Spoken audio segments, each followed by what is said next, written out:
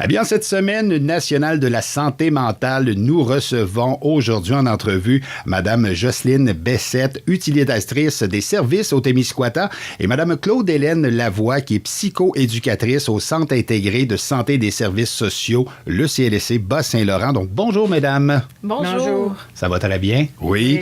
Mme Lavoie, Claude-Hélène, pouvez-vous, est-ce que tu peux nous parler un peu plus de cette semaine qui a lieu du 7 au 13 mai, on le rappelle aux gens? Là. Oui, en fait, donc c'est cette semaine qu'a lieu la campagne annuelle La promotion de la santé mentale. Il s'agit de la 67e édition quand même. Donc, cette campagne de sensibilisation propose 7 astuces, 7 solides stratégies pour maintenir une bonne santé mentale.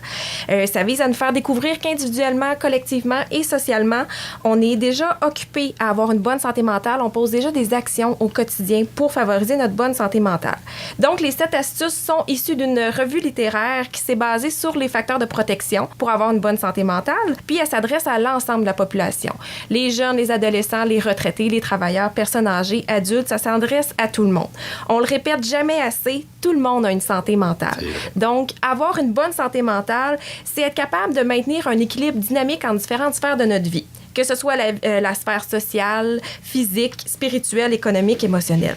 Donc, notre santé mentale nous permet d'agir, de faire des choix, de répondre aussi quand on fait face à des difficultés, puis aussi, c'est d'être dans l'action. Et là, pour cette semaine de la santé mentale 2018, est-ce qu'il y a un thème spécifique pour cette édition-là? Cette année, la campagne met l'accent sur l'astuce « Agir pour donner du sens ».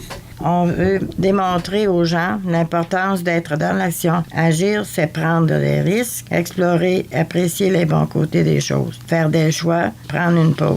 C'est vrai que c'est très important. Et pour vous, Mme Bessette, comment se reflète justement cette astuce-là dans votre vie personnelle, dans votre vie à vous? Pour moi, agir, c'est connaître et reconnaître les signes d'alarme quand je vais moins bien. C'est apprendre à vivre avec ma maladie. Moi, je dis souvent que je jongle comme un clown avec mes symptômes. C'est d'arriver à maintenir un équilibre malgré les hauts et les bas. C'est un traitement à long terme. Je suis arrivée à une certaine qualité de vie. Maintenant, je vais de mieux en mieux à tous les points de vue. Et là, Mme Bessette, je pense que vous nous prouvez qu'il est possible de s'épanouir. On peut vivre pleinement malgré un problème de santé mentale. Oui, avant, je subissais ma vie. J'étais en mode de survie. J'ai travaillé sur moi-même et j'ai accepté de l'aide. Je peux dire à voix haute que depuis 1 an et demi, ma vie a changé. J'ai une meilleure qualité de vie. Maintenant, j'ai beaucoup cheminé dans mon rétablissement. Il n'y a pas de truc miracle. Ça demande de la patience et de la détermination. Savoir s'écouter, respecter ses limites, faire la part des choses. C'est tout un apprentissage, puis moi, ça dure depuis des années et je suis confrontée à tous les jours à y faire face. Ça, c'est sûr que c'est un gros travail et je pense que c'est bien. Je pense que la première chose, c'est d'aller demander de l'aide parce que des outils, des organismes, il y en a. Et là, je comprends que nous avons tous un pouvoir d'action sur les problèmes auxquels on peut être confronté. Et justement, quelle démarche doit-on faire pour avoir accès à des services dans la région ici? Bien, justement, il y a le Centre intégré de santé et services sociaux qui a un guichet d'accès social situé pour les installations de Témiscouata.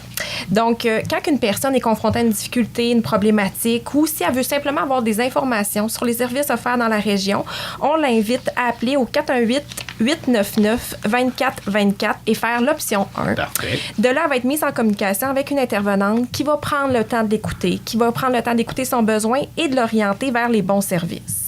Aussi, c'est important de se rappeler qu'il y a des services d'écoute téléphonique offerts 24 heures sur 24, 7 jours sur 7. C'est les services de l'info sociale. Donc, si une personne veut communiquer avec un travailleur social en tout temps, elle peut le faire simplement en faisant le 811, option 2. Nous, ce qu'on veut rappeler aux gens, c'est que demander de l'aide, c'est courageux. C'est un geste très courageux. C'est se mettre dans l'action, justement, aussi pour faire un rappel avec le thème la semaine de la santé mentale.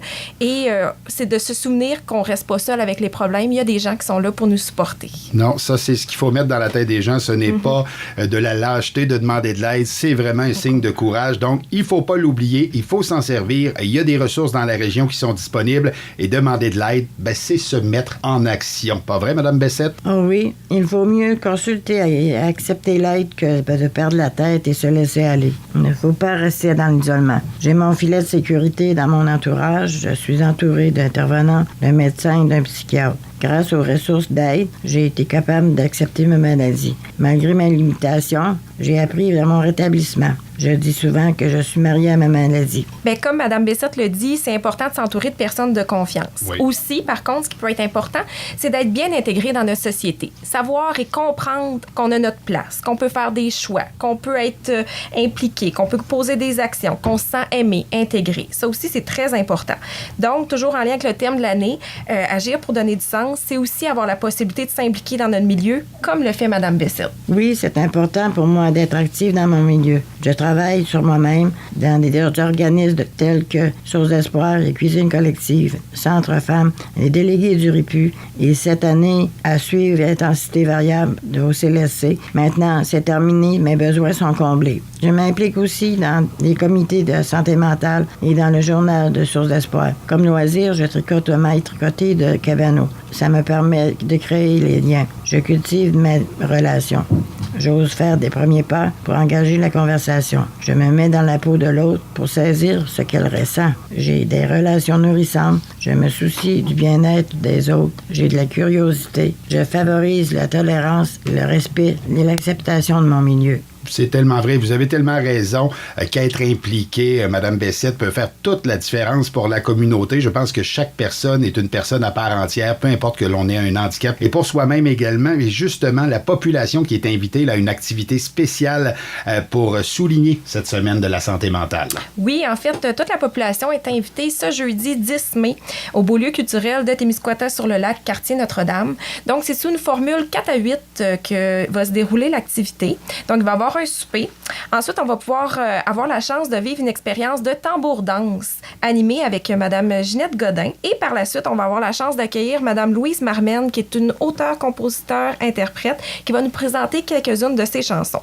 Donc, pour ceux qui sont intéressés, on vous invite en grand nombre. Et si vous voulez avoir plus d'informations, on vous invite à contacter l'organisme Source d'espoir au 418-854-0009. Et le coût de l'activité est de 4 $ incluant le repas. Donc, c'est un rendez-vous. Madame Bessette, vous êtes une personne très active lors des activités de promotion de la santé mentale et je pense que ça semble être une cause qui vous tient réellement à cœur. Là. C'est ma façon de prendre du pouvoir sur ma vie et de garder l'action. C'est comme que je chemine à tous les jours. Je prends ça comme un privilège d'avoir la chance de vous partager une partie de moi-même. Je l'apprécie beaucoup. La madame est heureuse d'être contente et contente d'être heureuse. J'espère que mon partage puisse être inspirant pour des gens en besoin. Merci à vous tous. N'oubliez pas jamais un pas à la fois pour améliorer sa santé mentale. Bien, déjà, vous êtes un bon exemple pour moi-même. Déjà, de venir faire ce que vous faites ici ce matin, Mme Bessette, là, c'est prouver tout le courage, puis tout l'aide que vous donnez. Puis d'entendre un discours comme vous l'avez fait ce matin, je suis sûr que vous allez devenir une source d'inspiration pour bien des gens. Donc, je vous félicite encore une fois pour votre implication. Merci de votre passage en studio, mesdames, Mme Lavoie, Mme Bessette, puis je vous souhaite une bonne semaine de la santé mentale à tous. Merci beaucoup. Une bonne fin de journée. Merci.